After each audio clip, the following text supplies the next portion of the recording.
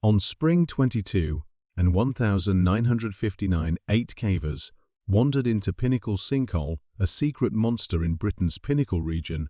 Among them was Neil Greenery, a 20-year-old with a hunger for experience in the wake of getting himself stuck profound underground.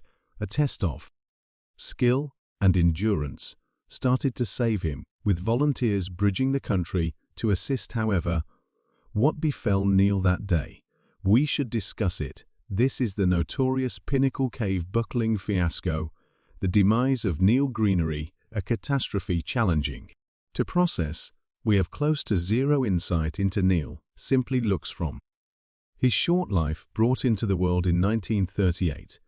He came from a rich family. Sports were his thing. However, buckling won his love. He joined a buckling club, attracted by the excitement of investigation, the kinship. He was definitely not a specialist, yet his energy made him a welcome part.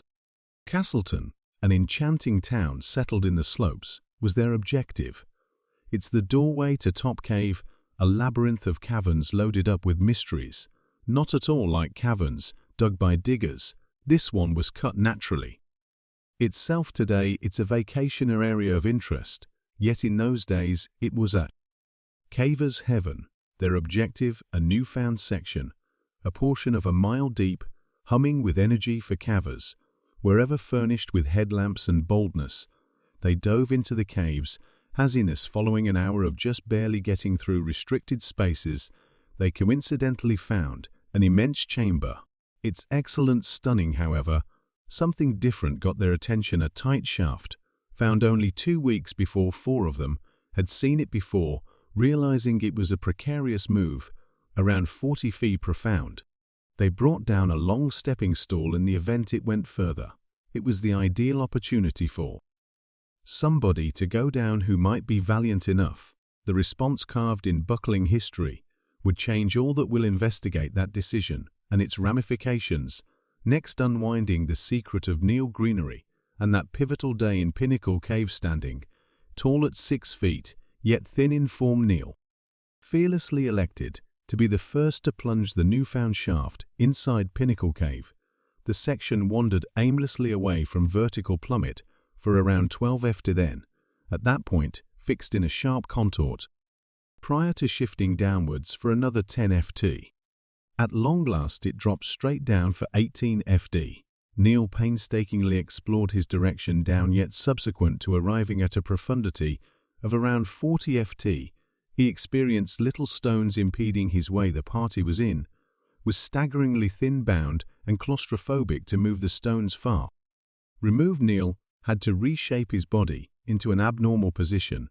Sadly, at the same time, he coincidentally stuck the stepping stool underneath him, really catching himself between the shaft wall and the stepping stool. Unfit to move an inch, he stayed trapped in the yet again haziness, vulnerable to free himself. In the wake of battling for around 30 minutes, Neil quit any pretense of attempting to get away from on his own. He shouted to his partners above, "Hang on, chaps.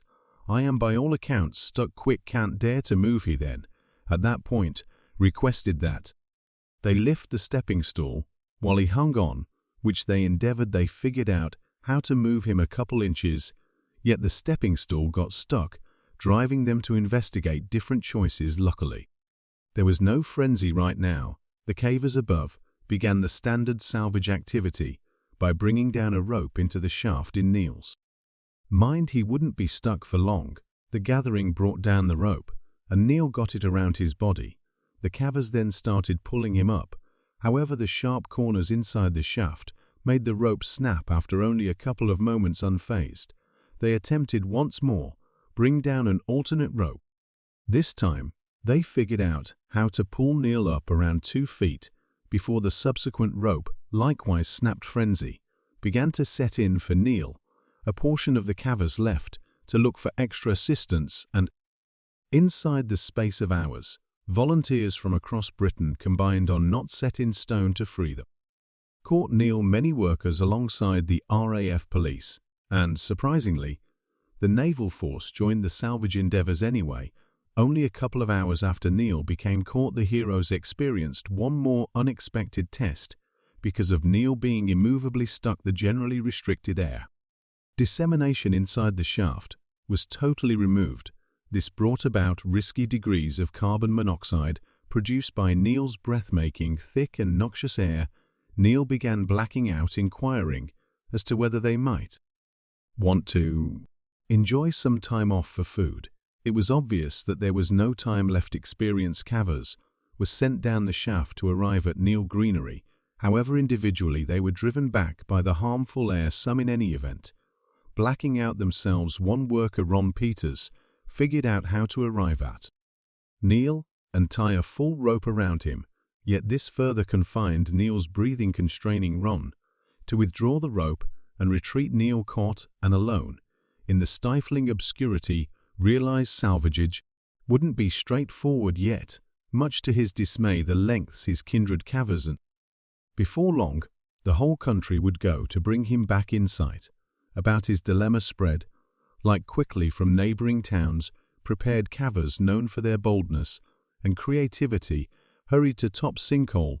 They brought ropes, breathing devices, even not entirely set in stone, to explore the deceptive shaft. Yet the drop was severe. The tight sections, scarcely more extensive than a shoulder, wandered aimlessly, tearing at their claustrophobia. The foul air, thick with Neil's exhalations, stung their lungs and obscured their vision. Individually they arisen, crushed, panting for natural air, their eyes red-rimmed and stinging. The RAF, told of the circumstance, flew in oxygen chambers and concentrated gear. Police cordoned off the area, keeping inquisitive spectators under control. Even the naval force, with their mastery in restricted spaces, dispatched jumpers to investigate the overwhelmed entries of the cavern, expecting another passageway. As hours seeped into day's distress, mounted Ron Peters, a neighborhood cave known for his trying salvages. Chipped in, he dropped, furnished with a full facial covering and a lifesaver. He arrived at Neil, thinking that he is powerless and perplexed, yet protecting him with a rope additionally limited his breathing, driving Ron to withdraw. Grief-stricken specialists, on a superficial level, utilizing stopgap instruments, designed a cylinder to siphon oxygen down the shaft. The air quality better somewhat, yet Neil's reactions developed fainter. The arrangement became brassy. If somebody would contact him and persevere through the air, they would break his collarbone, making sufficient room to remove him. However, the workers who endeavored it, even the incredible harasser, were constrained back. Conquered by the harmful exhaust. Time was the foe. As time passes, Neil's possibilities dwindled. The profound cost for the heroes was colossal. The cavers who had entered the cavers with kinship and trust currently arose, troubled by responsibility and gloom. A few scrutinized the strategies, accusing computations and unfortunate choices. The media, at first thoughtful, moved its tone, scrutinizing the dangers and the morals of an apparently unimaginable salvage. Yet the soul of brotherhood wouldn't be doused. Volunteers kept on pouring in, offering their aptitude, their gear, even their requests. They manipulated up correspondence situation, further developed ventilation, and investigated each possible choice. Yet the shaft stayed an unforgiving foe, and Neil's condition deteriorated consistently. Unfortunately, on the morning of the second day, Dr. John Carter, who was observing Neil's breathing, pronounced Neil Greenery dead on spring 24, the 1959. Any reasonable person would agree that the heroes did their absolute best to save Neil Greenery and all of them, including Neil's dad, who paused vigorously outside the cavern. All through the whole situation was profoundly impacted by the result. It was at last the dad's choice that no more resides ought to be endangered trying to recover Neil's body. He mentioned that they leave his body set up and seal the shaft, which they did by utilizing rocks. The reason for not set in stone to be carbon dioxide overabundance, coming about because of elevated degrees of carbon dioxide in the blood. The Neil Greenery occurrence wasn't simply a misfortune. It was a defining moment. It uncovered the risks of buckling the knee for better preparation and gear, and the significance of composed salvage endeavours, the Derbyshire Cave Salvage Association, perpetually affected by Neil's passing, executed stricter well-being measures, and further developed their conventions today. Pinnacle Sinkhole stays a famous traveller objective, yet the shadow of the Amiens chamber fills in as an obvious sign of the dangers and the penances made chasing investigation.